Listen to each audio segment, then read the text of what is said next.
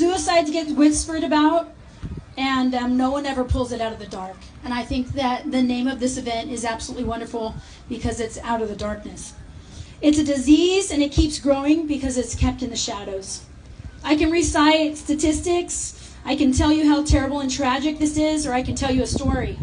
But I hate to keep you out here in the sun. I can laugh now because this has been a really long journey for me.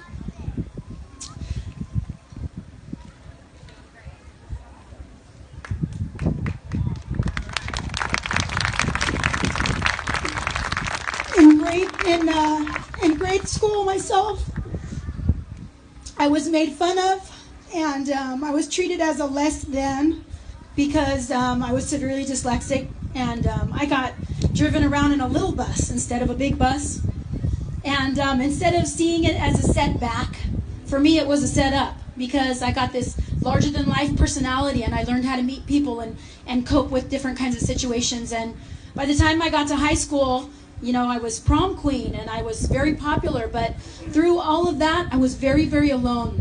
And I always felt like I was in a shadow, even with all the people around me that loved me. And so I can come to you today and I can tell you that I've been there. I've absolutely been there. So I realize now that I struggled with depression for a huge part of my life.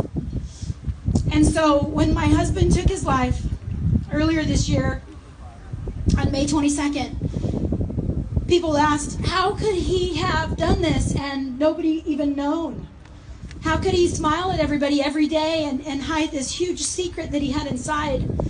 And I can honestly say that for me, my whole world's been turned upside down, but at the same time, I know where he was, and I know how he could have done it because I did it myself for years.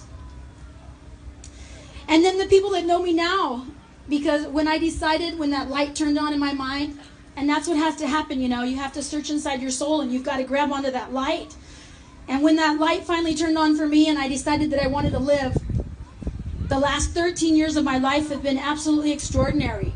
I love everybody. I love everything about life. I enjoy the birds in the morning. And it's something that has to happen inside mentally. I went through a lot of counseling. I went through a lot of depression pills, you know, and a lot of contemplating.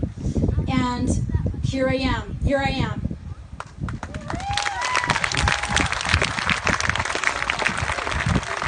And it's really not about him anymore.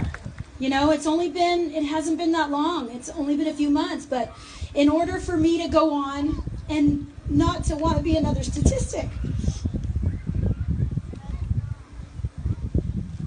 for myself, for my children, and for all of the survivors out here today, we're left to pick up the pieces. So let's get on with living. Thank you.